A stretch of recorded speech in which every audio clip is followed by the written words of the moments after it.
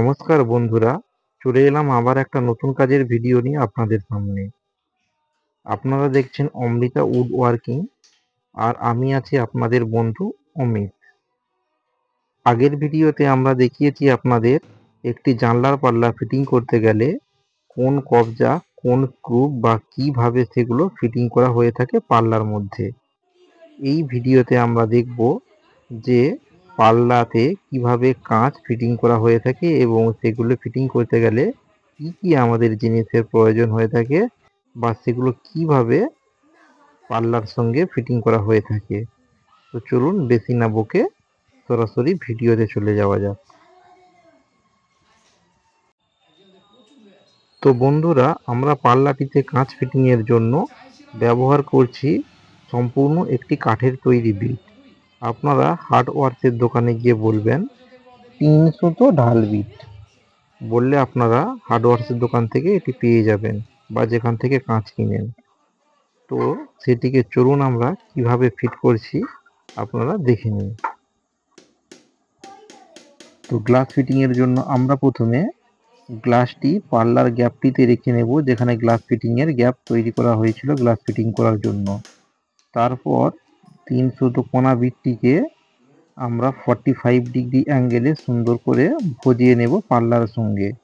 তারপর সেটিকে 1/2 ইঞ্চি headless 20 number পিনের মাধ্যমে সেটিং করে নেব পাল্লাটিতে। আপনারা ভিডিওতে ঠিক যেভাবে দেখছেন সেইভাবেই আপনারা গ্লাসটিকে ফিটিং করে নেবেন, তবে খুব সাবধানতার সাথে কাজটি করতে হবে। গ্লাসের কাজ যেহেতু আমাদের চ্যানেলে কাঠের কাজ ও পিউ পলিশ সম্পর্কিত বিষয়ে ভিডিও আপলোড দেওয়া হয়ে থাকে। এই সমস্ত বিষয়ে ভিডিও পেতে আমাদের চ্যানেলটিকে সাবস্ক্রাইব করে আমাদের পরিবারের একজন সদস্য হয়ে যান।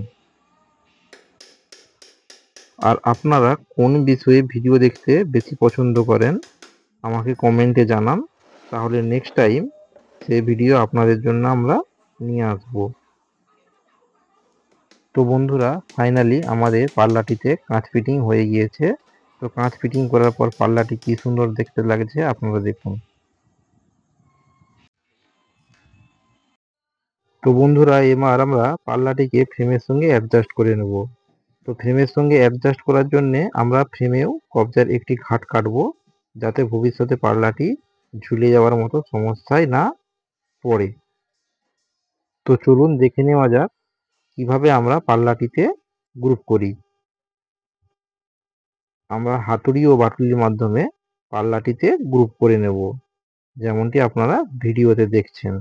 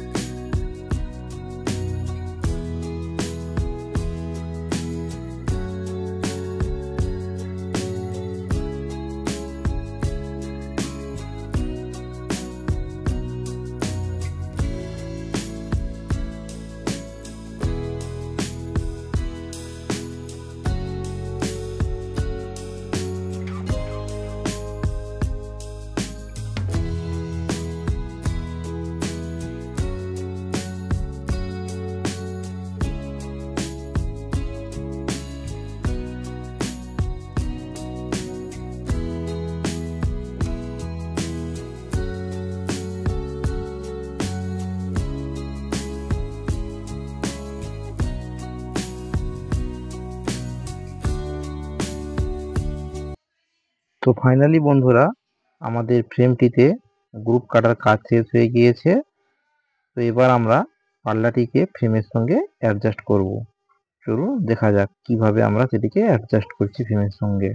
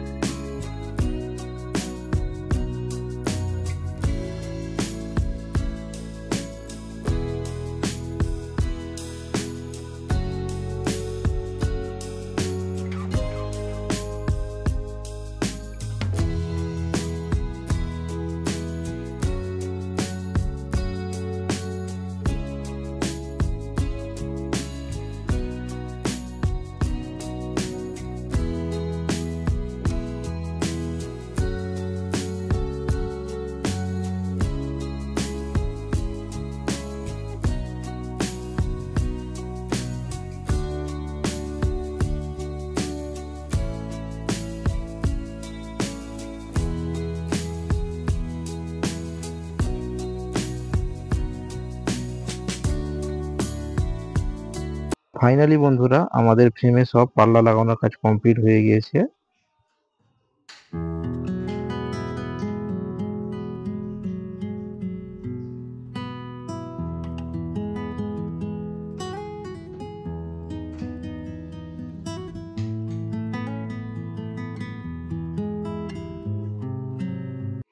তো বন্ধুরা আমাদের ভিডিওটি আপনাদের যদি ভালো লেগে থাকে তাহলে আমাদের ভিডিওতে অবশ্যই একটি লাইক দিয়ে শেয়ার করতে কখনোই ভুলবেন না।